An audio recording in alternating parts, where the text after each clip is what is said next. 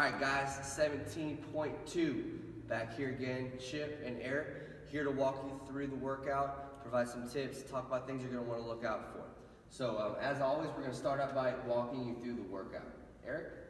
So what we've got is return to the dumbbells. We got more of them. So here's what it is. It's going to start off with 2 rounds. You're going to do 50 feet of a front rack lunge. Then you're going to do the toes to bar, 16 of them. And then you're going to do some power cleans, 8 of them. Once you've gone through that twice, you're then going to switch to the next couplet, all right, that next 2-rounder of 50 front rack lunge, but now you're doing 16 bar muscle ups and 8 power cleans, okay? So as you can see, this workout heavily favors those with a high level of gymnastics ability. You're gonna need to have quite a lot of bar muscle ups and toes to bar under your belt to be able to perform well in this workout. Alright, yeah, like Eric was saying, the price of admission is definitely a high volume and proficiency in gymnastics, okay? I'm going to touch a little bit more on that. So this is pretty cute. I'm sure Dave Castro is proud. All you need to really know is it's a chipper, okay? When it comes down to the percentages, the gymnastics and the muscle ups make up about 25% for each. So essentially you're doing a 50% gymnastics workout. Now, what actually happened tonight was Christy Aramo and what was the other girl's name? Karen Pierce, the winner. We should know her name. But what they did is they got through 2, they got through 2, they got through 1, and then they got 12. The winner got 12 total bar. Okay, for her, it ended up being a 16% of the workout was bar muscle ups. So let's just go ahead and address the elephant in the room. Bar muscle ups. Stop stressing about it. You either have it or you don't. Okay. So there's really nothing to be too worried about. Okay. A bar muscle up will feel like a bar muscle up tomorrow night or Saturday night, just like it's felt in your training. So if you're someone who hasn't gotten it yet, you should be excited, not nervous, because maybe tomorrow is the night to get it.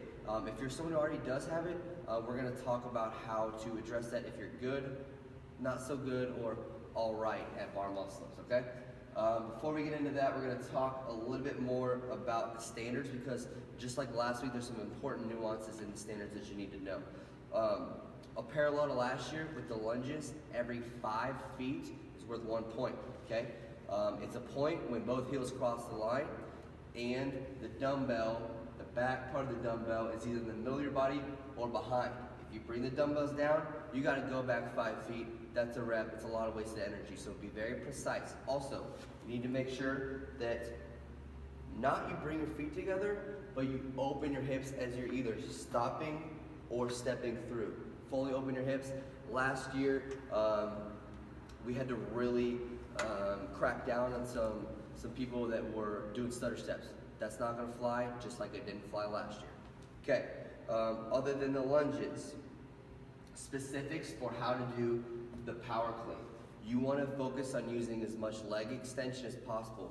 Leg extension looks like that, okay? Hip extension looks like this. There's a lot of hip extension on all the kipping, so you're not gonna wanna do more hip extension than you need to. In practical terms, we're trying to make this as much of a leg movement and less of a lat and bicep movement as possible, because you're gonna be doing a lot of lat, bicep dominant movements on the pull-up bar, okay? So really focus on driving with your legs, okay? What else? Okay, so this became a grip and forearm workout for everyone. Right at the end, they're like looking at their forearm just like we do at the end of a forearm workout. So right away, you wanna look for ways to alleviate that. Eric is gonna talk about a way to do that on the lunges. Yeah, so there are some requirements in the workout standards relating to how you have to have your hands around the dumbbell. That doesn't mean you have to grip the shit out of the dumbbell, all right? So you only need to use as much grip as is required to keep the dumbbells from falling off of your shoulders. So you want to use the back half of that dumbbell, that weight to kind of rest on your shoulder, and you want to be very relaxed with your grip. Almost an open palm with the weight of the front part of the dumbbell basically pushing into your pinky and the side of your hand, okay? So very, very loose here is going to help. The entire time you're lunging, you should be thinking about just relaxing and moving those hands, not staying tense, not activating the forearms the entire time, which is going to be very easy to do because whenever you're doing a split stance movement, It's very natural to want to grip and tighten and brace, but try your best, use your core, use your legs, and try to stay relaxed and loose in your upper body. Yep. Just to kind of recap what he said, try to make it feel a lot like a barbell front rack position where you feel the weight in your spine, in your midline, not in your hands and in your shoulders. Okay, so let's go through this a little bit. You do the front rack lunges, you get back, toe to bar. They broke that up in the first set. That's okay. As long as you keep chipping away at this workout, you're gonna end up doing well. You just gotta keep moving. I wanna compare this workout to the workout with 7 muscle ups, 50 wall ball, 100 double unders. People broke that up a lot of different ways, but the best rose to the top. The same thing will happen on this workout, okay? So after the lunges, we suggest you go unbroken, so you don't have to do an extra power clean. Break up the toe to bar, and then when you get to the power clean, okay, what you're gonna do is if you're gonna take a break on the power clean, which I'm not gonna endorse that officially yet, but if you're going to, you definitely wanna break after the 7th, shake it out, and then the 8th should be one to start the lunges for the 2nd round, okay?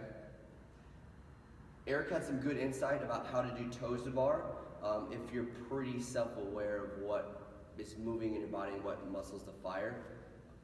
Go ahead and talk about that. Yeah, sure. So if you've been part of our gym for a while, you probably have seen us kind of go through some various ways that you can do a toe to bar.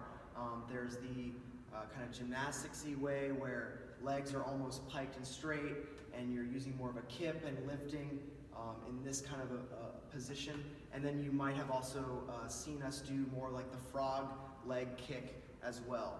If you know the difference and you are comfortable switching between those, or maybe you've done both but you prefer one or the other, I highly recommend you try using more core and hip flexor in this workout versus using a big kip. And part of the reason is just the cycle rate for hanging and lifting and kicking, it's much faster, which means less time that you're hanging from the pull-up bar. And the other thing is you're not going to use nearly as much lat, and there's not as much force production from your hips and kipping. So if you're used to the big sweeping kip on your toes to bar, get with a coach, get with one of us. We can walk you through how to kind of do a faster cycle rate toe to bar. I think especially for those who maybe they have a few bar muscle ups and their whole goal is to try to get as many as they possibly can, you're going to want to save yourself for those bar muscle ups. So any extra exertion, grip use, lat use on your toes to bar, you're going to feel that start to negatively impact you on the bar muscle up. Exactly.